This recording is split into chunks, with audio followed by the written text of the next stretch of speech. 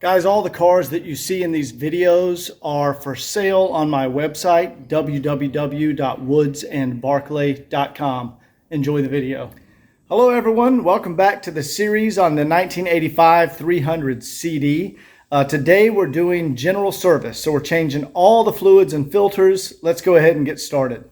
Okay, first we're going to start with flushing the brake system because I have all new brake hoses and calipers and rotors. All the brake system is new. Now this is the Motive Products part number 0109. It's a power pressure bleeder. And guys, if you don't have one of these, you can just do a gravity bleed. And when you're gravity bleeding, you start with the passenger rear caliper, then the driver's rear, then the passenger front, then the driver's front. You start bleeding furthest away from the master cylinder and work your way towards it. And then you can do final bleeding, put a helper in the car, and you can, have them depress the brake pedal while you crack the bleeders and get the last little bit out. But this Motive power bleeder makes it extremely easy. Now you don't want to go over about 10 psi because you don't want to mess up your seals in the master cylinder. 10 psi, that's about all you want to go. So we're at 10 psi. Now let's go ahead and go to the rear passenger rear brake caliper. Okay, let's see if I can hold the camera and do this. All right, there you go. See the fluid coming out and the bubbles coming out? That's what that pressure bleeder does. And there we go. It just pushed the air out. Now it's pushing the brake fluid out. And you can see it coming out right down here. Now we're going to flush through like a full can of brake fluid so we get all the old fluid out of these lines. And during this process, so I'm going to close that back up. You can see that nasty fluid that came out of there. We want to flush it all out till we get clean fluid.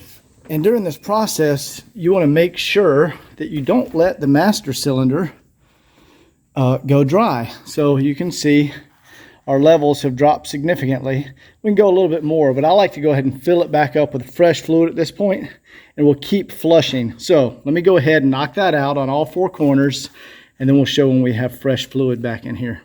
And guys, brake fluid is nasty.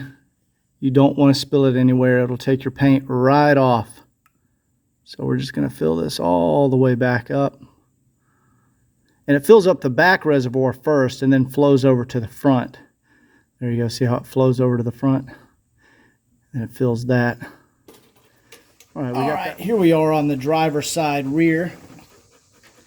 And I'll just connect this on here. Now, I haven't done this one yet. So you should see a bunch of air bubbles come out of here. Let's go ahead and open our bleeder. There we go. You hear the air bubbles? See them starting to come out right there? And there it goes. Okay, there we go. See how much fluid I just took out of that rear caliper? See, this is our rear caliper reservoir. That's our front caliper reservoir. You can see the front. I did those a second ago. You can see how that's almost clear now. Now we've taken out all that fluid. Now we want to fill this up with fresh fluid and go back to the rears again. Let's do this rear passenger one more time here. Ooh, there we go. Getting some of that final fluid out of there. There we go. Just started to go clear right there. Boom. I don't know if you guys can see that on the camera. Because my hose is a little yellow from doing so much brake fluid, but I could clearly see how it went from the dirty fluid and the clear started coming out. So we are good on this side. Now let me just go check our reservoir, make sure we're not getting low, and we'll do it one more time over on the driver's side. Okay, we are done with the brake flush, and you can see how clear the fluid is now. You can barely see it, especially there in the back. Where it was all, dark brown and yellow. It's all been flushed through, I think 3 times now, and that is perfectly fresh. So next thing we want to do is move over here to the air cleaner mount. You can see I have the air cleaner removed from the vehicle, and we want to replace, you can see there was a broken mount right here. See these little rubber mounts? These are isolators, and those isolators are designed to absorb the vibration from the engine where the air cleaner mounts. And now they're designed to break, because if they don't break, well, you're going to break your mount or your manifold. So the engineers designed these little rubber isolators to absorb the vibration, and these will fail rather than cracking your manifold or mount. So let's go ahead and put some fresh bushings on there and remount our air cleaner. All right, before I start removing these old bushings here, I'm going to go ahead and take the cap off my reservoir, and I can see the correct coolant is in here. I just don't know how long it's been in there, how old it is. So I'm going to go ahead and drain that so we can fill it with some fresh coolant. Now, to drain it is very easy. We're just going to put a screwdriver right there and take that plug out. Get that a little loose. All right, now I can remove that by hand. So I'm just going to leave it right there. And we'll go ahead and lower the car down. There we go. We'll just set that aside. And now with that cap off, I can finish doing this by hand. Let's see, there it is. And there we go. So that's going to drain out of there. Now while that's doing that, let's go ahead and start on these bushings. All right, you can hear our coolant. Probably, you might be able to hear it draining down there. But guys, what we have here, so this is, let me zoom in and show you. We have the remnants of one of the bushings. The base plate of the bushing is still there. That bushing is missing, and you can see we still have a bushing there intact, but we're going to remove that. But let me show you how to get these base plates off when the bushing is completely missing, because that's a very common thing to happen. And again, these are designed to fail. You probably have to change them, once a year or so. But you get some channel locks, vice grips. You get them right there, and they're just good enough to pinch onto the edges. There we go. Right like that. There we go. And we can screw that loose. That's how you do that, guys. And there we go. Now I'll show you what we're actually removing here. There's the what's left of that bushing. See how I just clipped onto the sides? So let's go ahead and remove that one, and let's install some new bushings. All right. Now let's get this air cleaner back on. All right, guys, here's how your air cleaner goes back on. So this part right here attaches to the turbo, which is right there, and you just go right down there. See, I got to go at kind of an angle, and then I turn it around and line it up with the turbo, and there we go. I slip it right on. Now, underneath here, there's a drain tube. It's directly underneath this tube on the bottom, and there's a tube coming up from the oil pan. You want to make sure that tube, there we go. You want to make sure those tubes go into each other. And that drains the oil that blows out of your valve cover and top end that blows in here. It allows it to drain back down.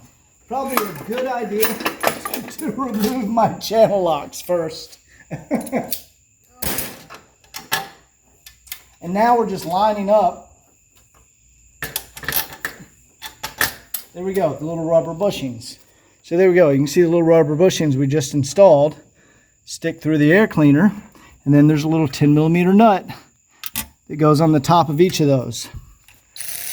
You don't need to go crazy tight, guys. There we go, that's it. Just snug. There we go, that's it. Right here, this is a band clamp that attaches this U-shaped pipe that goes to your turbo to the air cleaner. Well, there's another band clamp right there that goes around the turbo. And if I zoom in, there we go. There's one flathead screw or bolt right there we need to tighten up. All right, there we go. Our air cleaner is successfully mounted. Let's get a fresh air filter in here. Here's our fresh air filter, guys. This is a MAN filter made in Germany. I also like Hengst. MAN filters are a little snug when you push them down in there, and the Hengsts aren't quite as snug. I like those too.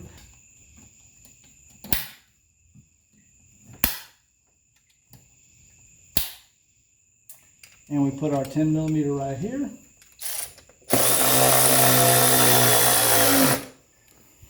Here we go. This just slips on here. And there you go, guys. That's your air intake. There you go. Your air intake comes in from the outside here. Fresh air goes in there. It's filtered. Then it shoots into the engine and the turbo. And there you go. That's how that works. Okay, let's go ahead and put our plug back in the radiator and get some fresh coolant in here. All right, guys, we're going to pour in our Zurex G05. There's also another, this is the golden color. Mercedes has a new one out now that's like a blue color, but either one of these work. This is what you want to use because of the aluminum in the thermostat housing and the rest of the aluminum parts. But first, before we do this, you want to remove the end of this hose right here, because we want to pour a little coolant down into this upper radiator hose. And that helps the air purge out of the system just a little bit easier.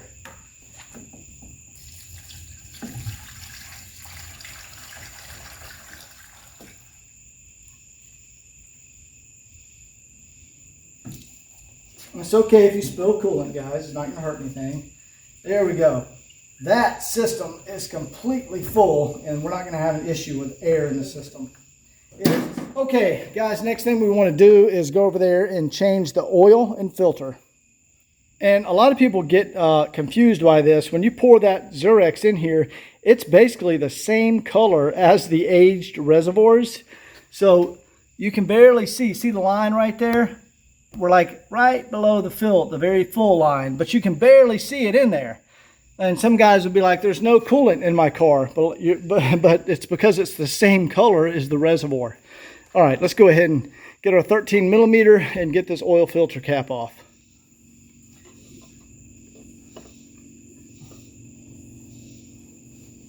All right, let's go ahead and get this filter out of here.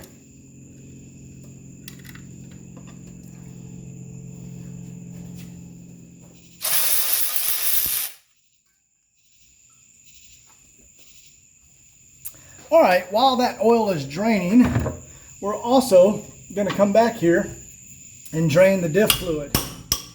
So first we make sure we can get our fill plug off here. And we're going to change this diff oil, put in some good old 80 W90 dinosaur oil. All right, actually, yeah, that is fresh. Guys, I'm pretty sure this car was serviced already when I picked it up. I'm going to go ahead and change it since I've already got the cover off. But we'll check the transmission fluid next. And if that's bright red, because this is fresh diff fluid, I can tell this has been serviced. Yeah, we'll check the transmission next. If that's bright red, I mean, that pretty much tells me everything I need to know. That diff fluid looks fantastic. But like I said, we're going to go ahead and change it because I've already started. There we go. Perfect. Yeah, look how nice that is. That's some good looking diff oil. All right, we'll go ahead and let that drain out and we will fill that back up. All right, guys, this is Valvoline 80W90 gear oil. Not synthetic, just good old dinosaur gear oil. And we just got to pump that stuff in there until it comes out of the fill hole. And there you go, guys. It's starting to come out of the fill hole. You just put your plug back in. There we go. Now, I like to wipe this off with a little acetone, get it clean, and then respray that with some black paint. Because over the years, just from doing diff fluid changes, the paint will wear off right here. That shows us that the diff has been serviced a couple of times. So I'll clean that off and then let's respray that spot. And here's, this is acetone. That's what you want to clean it with. Don't use brake cleaner. Brake cleaner sucks. But acetone gets all the oil and grease off of there. Gets a perfectly clean surface. And the paint will stick to that really well. All right, we'll just hit that real quick. All right.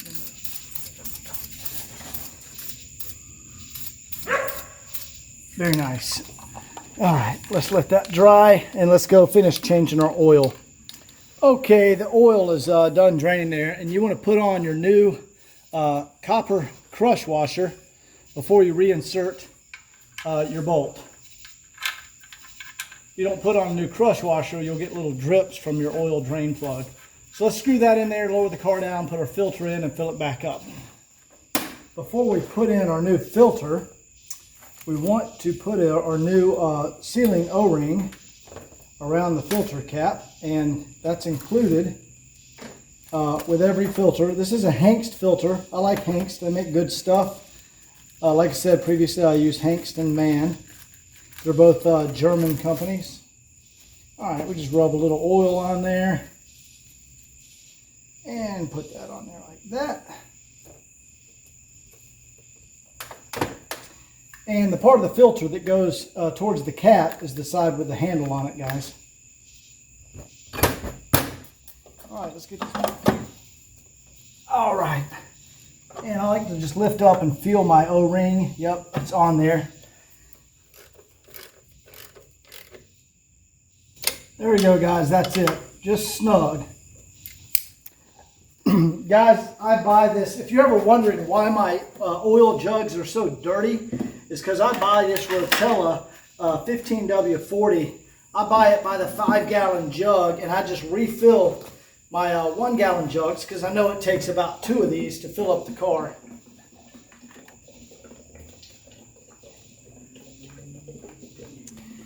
And guys, it takes about 2 of these, not quite. I put like 1.5 in, and then I crank up the engine, circulate the oil, let it settle for about 5 or 10 minutes, and then I go ahead and top it off and get the level set on my dipstick. But use 15W40 Rotella T4 and change it every 3,000 miles. Why do you want to change it every 3,000 miles? Because a turbo diesel Mercedes engine uses oil to cool the pistons. They're basically oil cooled. They have squirters on each piston, and the oil squirts up through the piston and then drains back down. So when you get your really hot combustion gases due to the turbo engine, the oil is a major cooling agent in these engines. So you want to change your oil, you know, every 3,000 miles or so it doesn't wear out or get oxidized. Okay guys, now it's safe to fire up the engine. And like I said, we'll circulate some of that oil before topping it off. There we go. And we'll let that circulate for a minute. All right, I just turned the engine off, and we're gonna let the oil settle down. Then we'll check our dipstick and check our level. Let's go ahead and check our transmission fluid. And I bet you guys that's gonna be bright red, judging from how the differential fluid looked. Okay, let's go ahead and check the transmission fluid. I've got a piece of white paper here so I can drip the fluid on there and see what it looks like. Okay, guys, that fluid is bright red. That is fresh transmission fluid. There is no point in changing that.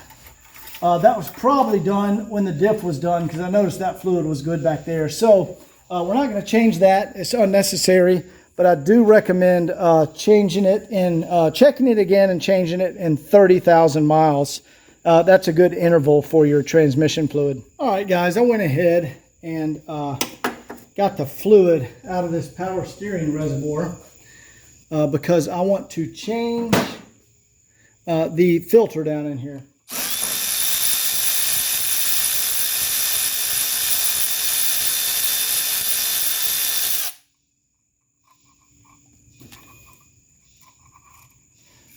Just pull that off, and we're going to grab this filter. I bet you this filter is old.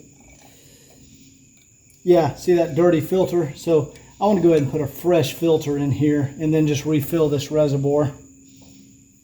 Okay, here is our Hengst filter. You can see how clean this one is compared to the one I just took out.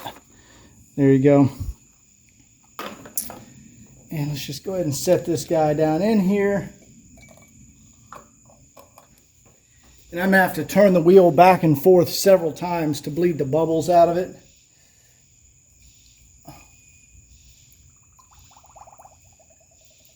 All right. Don't worry, I'll clean that up where I spilled it. But now we got to go turn the wheel back and forth several times to purge the air out of there. And we're going to do that without the car cranked. So let me go do that now.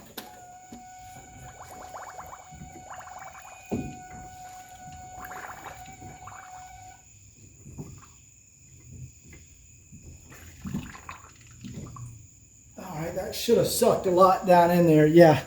And gotten some bubbles out. Let's go ahead and top her off.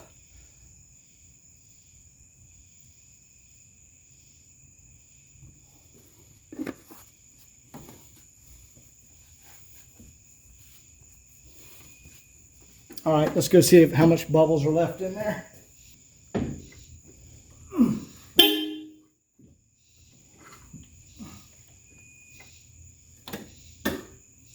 Alright, that's probably good. Yeah, looks like most of our bubbles are out of there. That should be good for now. I'll check it once I fire the car up.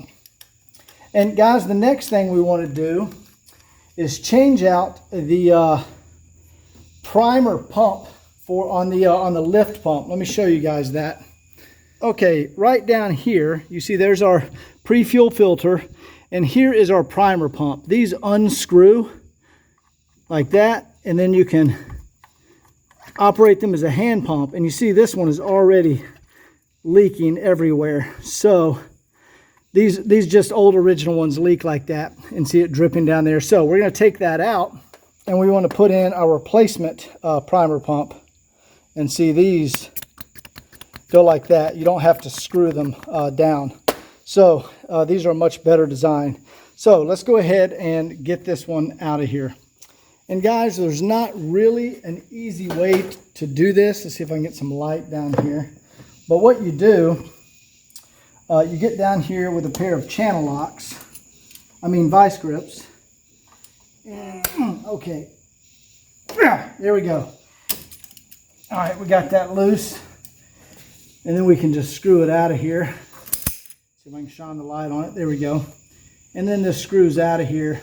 And that will, replacing that will keep it from leaking. Now there's a little copper crush washer.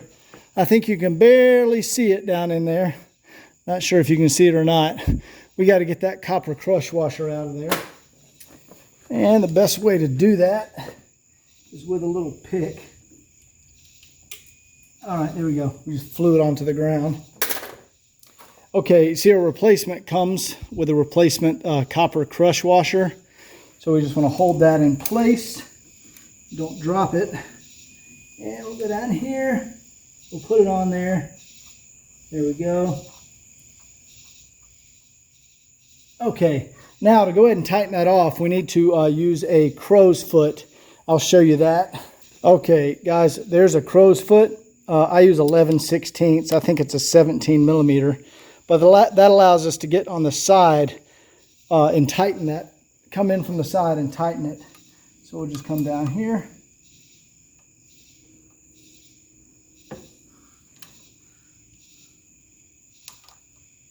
There we go. And now I'll just tighten it. Come back off. And there we go. That's good and tight. Let me do one more time here. Ready? There we go. That crush washer is going to do the job there now, right? Now let me just go ahead and clean up the diesel fuel that I spilled down there. And then we'll fire this thing up. And first we'll check our oil level, and then we'll get this thing fired up. Because now it's had time to settle. Okay, we are right at the minimum mark, so I need to put in about half quart. We were almost right on the money. Half quart there, and that's going to be right on the money. All right, let's fire this up, and I want to check for any leaks in the new primer pump that we just installed.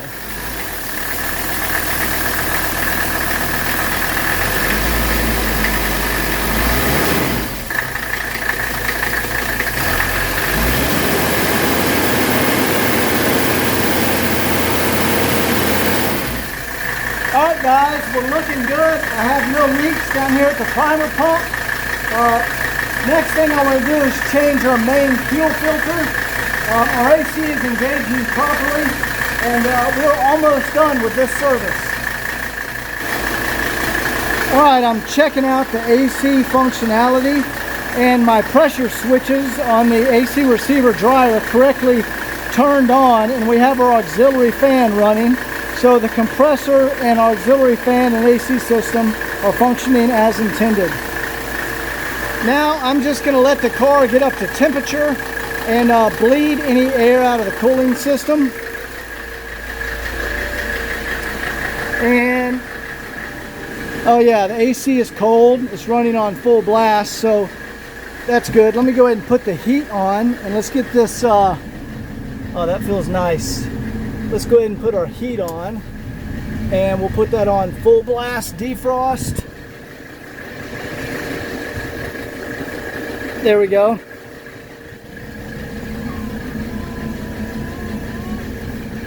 Okay, now that's gonna help bleed any air out of the system.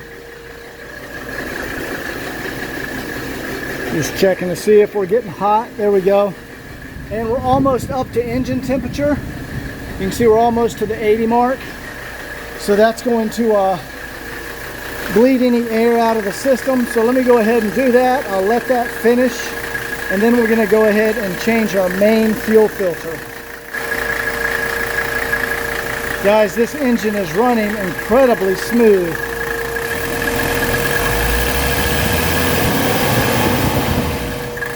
Ignore the air filter housing. Those they vibrate funny in the videos due to the 30 frames per second on the video. It looks like they're wobbling, but this engine is incredibly smooth. Very nice.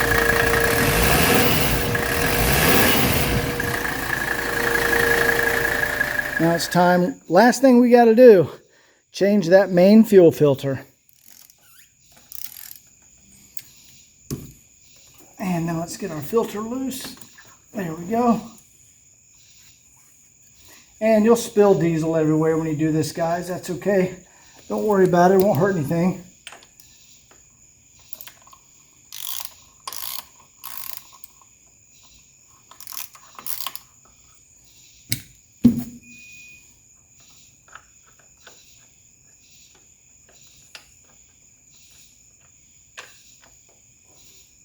All right, get that filter out of here and let's get our new filter on.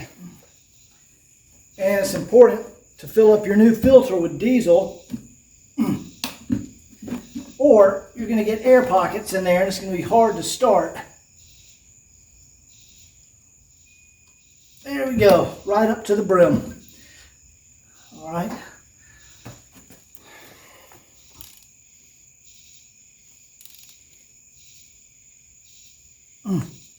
There we go. Let me wipe that off.